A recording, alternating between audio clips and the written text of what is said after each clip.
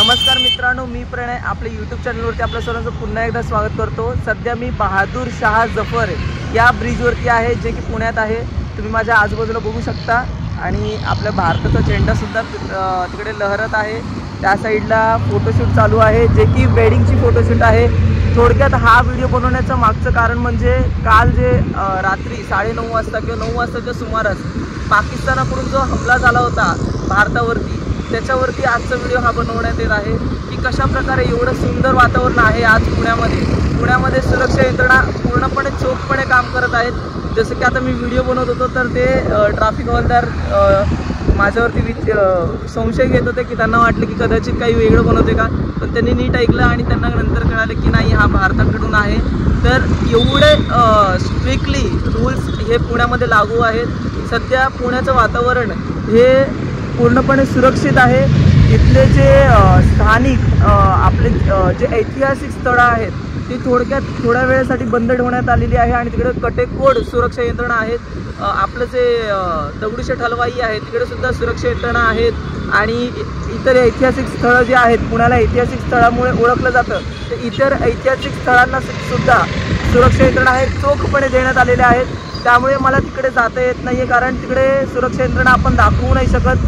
सुरक्षा यंत्रणेच्या अंतर्गत आपल्याला तिकडे जाता येत नाही आणि आपल्याला कोणत्याही सरकारी कामामध्ये हस्तक्षेप करायचा नाही आहे। त्यामुळे मी तिकडून व्हिडिओ नाही बनवत आहे, परंतु एवढी माहिती देते की पुण्यामध्ये काटेकोरपणे सुरक्षा यंत्रणा आहेत। आणि दुसरी गोष्ट म्हणजे व्हिडिओवरती आता पाकिस्तानाचं जे काळ कर्तृत्व आहे त्यावरती आपण आता बोलणार आहोत की कशा प्रकारे पाकिस्तानाने ऑपरेशन सिंदूर अंतर्गत जे राबवण्यात आलं होतं, ज्याच्यामध्ये आपण आतंकी हमल्यांना कशा प्रकारे बंद करू शकतो किंवा पाकिस्तानमध्ये असलेल्या आतंकी हमल्याला कशा प्रकारे आपण तोंड देऊ शकतो, यावरती भारताने ऑपरेशन सिंदूर हे लॉन्च केलं होतं। पहलगाम हमल्यामध्ये आपले भारतीयचे मारले गेले होते, त्याच्यावरती प्रतिशोध म्हणून भारताने ऑपरेशन सिंदूर हे राबवलं होतं। परंतु पाकिस्तानाने ह्याला वॉरमध्ये डिक्लेअर केलं आणि पाकिस्तानाकडून 9 ते 9:30च्या सुमारास वॉर हा स्टार्ट करण्यात आला होता, ज्याच्यामध्ये पाकिस्तानाकडून 45 ज्याला मिसाईल्स म्हणतात, 45 मिसाईल्स आणि 60च्याहून अधिक ड्रोन त्यांच्याकडून आले होते आपल्या भारतावरती विध्वंस करण्यासाठी। परंतु भारताची जी आपण म्हणतो, ज्याला आपण एअर डिफेन्स म्हणतो किंवा आपण रेडार सिस्टम म्हणतो, त्या रेडार सिस्टमने त्या ड्रोनला कॅप्चर करून कशा प्रकारे विध्वंस केला हे सर्व आपण बघितलेलं आहे। पाकिस्तानाने श्रीरामनगर, जे राजस्थानचं श्रीरामनगर आहे, तिकडे सुद्धा विध्वंस करण्याचा प्रयत्न केला, परंतु भारतीय लष्कराने कशा प्रकारे त्याला उत्तर दिलं चोखपणाने ते सर्व आपण पाहिलं। आता इथे एवढे सुरक्षा यंत्रणा आहेत की लोकसुद्धा बघतायत, त्यांना असं वाटतं की म्हणजे काही वेगळं आहे का, तर एवढे कडेकोरपणे सुरक्षा आहे पुण्यामध्ये। आणि दुसरी गोष्ट म्हणजे भारतीय सैन्याने एकदम अतिशय उत्कृष्टपणे पाकिस्तानाला आणि पाकिस्तानाच्या नापाक कर्तृत्वाला पूर्णपणे उत्तर दिलेलं आहे। आता सध्याला पुण्यामध्ये पूर्ण शांतता आहे। ते वेडिंगची फोटोशूट चालू आहे, मी तुम्हाला दाखवलं। तर पुणे हे खूप म्हणजे खूप पुणेच नाही तर पूर्ण भारतामध्ये कडेकोड सुरक्षा यंत्रणा राबवण्यात आलेल्या आहे, त्यामुळे एवढी छान अशी वर्दळ आहे। दुसरी गोष्ट म्हणजे मी काही माहिती ह्या लिहून आणलेल्या आहेत, ते मी आता तुम्हाला सांगणार आहे। पाकिस्तानाकडून जेव्हा हमला करण्यात आला होता तेव्हा नरगिस बेगम या महिलेचा दुर्दैवाने मृत्यू झालेला आहे पाकिस्तानाच्या आघातामध्ये। नरगिस बेगम ही भारतीय महिला आहे, तिचा दुर्दैवाने मृत्यू झालेला आहे। त्यानंतर अमेरिकेने भारताची बाजू घेऊन पाकिस्तानाला सांगण्यात आलेलं आहे की तुम्ही जे काही तुम्ही टेरर जे ऑर्गनायझेशन जे चालवता त्याला बंद करा, नाहीतर अन्यथा भारताला ही कारवाई करण्यासाठी पूर्णतः भारत हे करू शकतो, असं अमेरिकेने आणि अमेरिकेमधले असलेल्या विदेश मंत्र्यांनी भारताच्या सपोर्टाने आपल्या बाजूने पाकिस्तानाला चोखपणे म्हटलेलं आहे। त्यानंतर 1971मध्ये भारताने अशा प्रकारचा ॲक्शन घेतला होता आणि 1971च्या नंतर आता पुन्हा भारताने अशा प्रकारचं ॲक्शन घेतलेलं आहे। म्हणजे पहिलं भारत हा फक्त पाकिस्तान यायचा आणि विध्वंस करून जायचा, जे की 26/11 आहे, त्याच्यानंतर इतर अटॅक आहे, पुलवामा अटॅक आहे, तर असे विध्वंस करून जायचा आणि भारत म्हणायचा जाऊ दे जाऊ दे जाऊ दे। परंतु यावेळेस 1971 मध्ये जशा प्रकारे भारताने हे पाकिस्तानाला उत्तर दिलं होतं, तसंच आता पुन्हा भारताने 1971च्या नंतर आता भारताने पाकिस्तानाला पूर्णपणे उत्तर दिलेलं आहे। तर भारतातल्या तिन्ही सैन्यांनी, जसे नौदल झालं, त्याच्यानंतर वायुदल झालं आणि आपले लष्कर युद्ध सैन्य झालं, तर तिघांनी पाकिस्तानाला पूर्णपणे वेढका घातला आणि वेढका घातल्यानंतर तिन्ही बाजूंनी पाकिस्तानाला हे केलं, बंदिस्त केलं आणि त्यामुळे कुठेतरी आपली सैन्यबळ ही किती भक्कम आहे किंवा मजबूत आहे हे यावरून दिसून येतं। पाकिस्तानाने जे वॉर स्टार्ट केलं होतं त्याला सुमारे 45 ते 1 तासामध्ये भारतीय सैनिकांनी पूर्णपणे हरवून टाकलं पाकिस्तानाला आणि त्याच्यानंतर कशा प्रकारे भारतीय सैनिकांद्वारे पाकिस्तानाला चूप करण्यात आलं।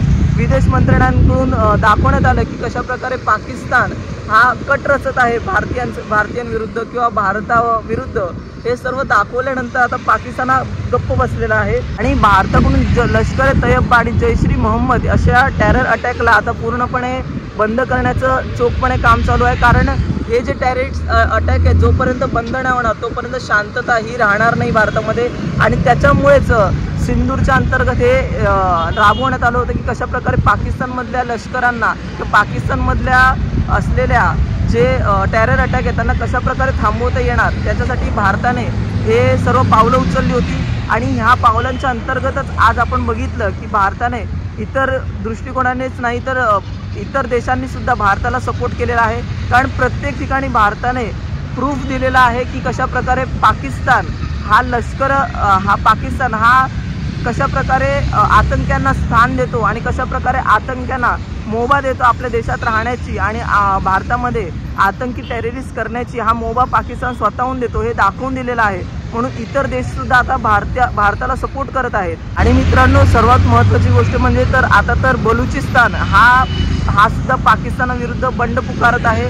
म्हणजे या ठिकाणाहून भारताने जेव्हा पाकिस्तानाने युद्ध हे बंड पुकारलं होतं तेव्हा भारताने जेव्हा त्याचं प्रत्युत्तर दिलं होतं तेव्हा बलुचिस्तानातून सुद्धा पाकिस्तानाला बंड पुकारण्यात आला होता। म्हणजे तिथल्याच राज्याने पाकिस्तानाविरुद्ध बंड पुकारला होता। तर कदाचित माझ्या मते आता वेळ आलेली आहे की भारताने पूर्णतः पाकिस्तानाला काबीज करून आपल्या देशामध्ये सामील केलं पाहिजे आणि आपदा में अवसर आता भारताने शोधला पाहिजे। कारण आता बलुचिस्तान सुद्धा पाकिस्तानावरती बंड पुकारत आहे, तर आपण सुद्धा आता बंड पुकारून त्या देशाला आपल्यामध्ये सामील केलं पाहिजे।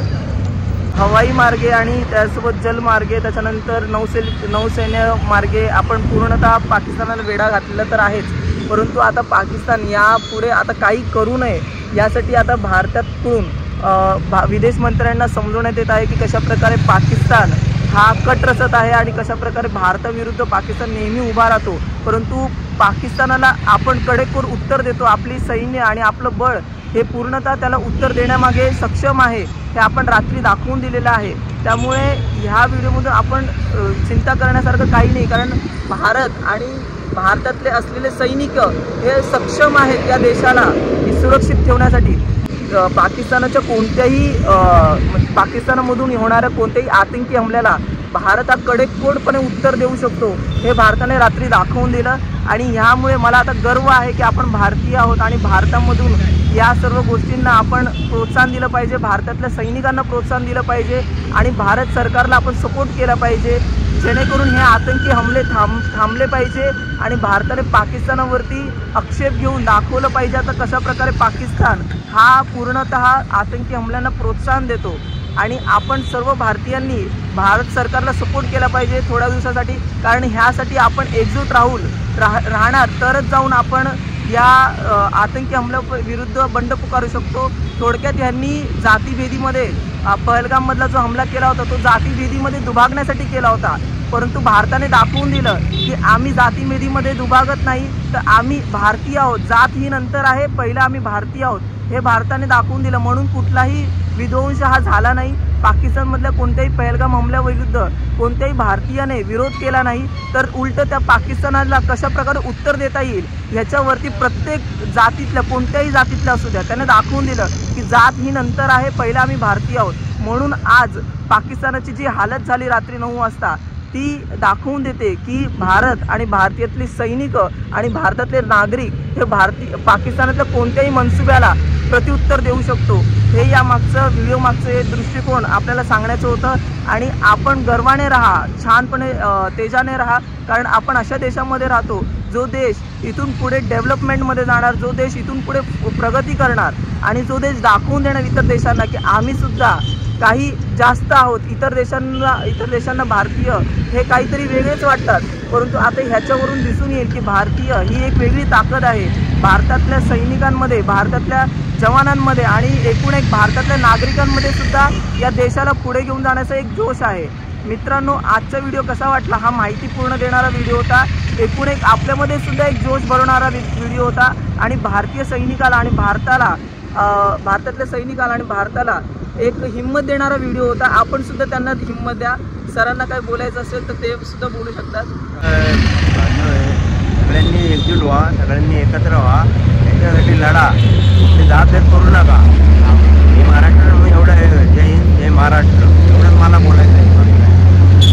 बरोबर, जातभेद करू नका, कारण ह्याच्यामध्ये काही होणार नाही. सर्वांनी भारतीय म्हणा आणि भारतामधून आता आपण 3ऱ्या क्रमांकाचे आर्थिक देश आहोत. कशा प्रकारे आपण पहिल्या क्रमांकावरती जाऊ ह्याच्याकडे लक्ष द्या. जातभेद हे सोडून टाका आणि आपल्या देशाला पुढे नेण्याचं काम आपण एकत्रित करा. आजचा व्हिडिओ कसा वाटला हे तुम्हाला मला नक्की कमेंट करून सांगा. पुण्यामध्ये खूप छान प्रकारे सुरक्षा यंत्रणा राबवण्यात येत आहे आणि खूप छान प्रकारे सरकार हे काम करत आहे. माझा प्रतिसाद आहे सरकारला या व्हिडिओच्या माध्यमातून. आणि व्हिडिओ आपल्याला कसा वाटला आहे नक्की मला कमेंट करून सांगा. जय हिंद, वंदे मातरम, भारत माता की जय. मी असेच इन्फॉर्मेशन व्हिडिओ आणत असतो, तर प्लीज चॅनलला सबस्क्राईब करा. जय हिंद.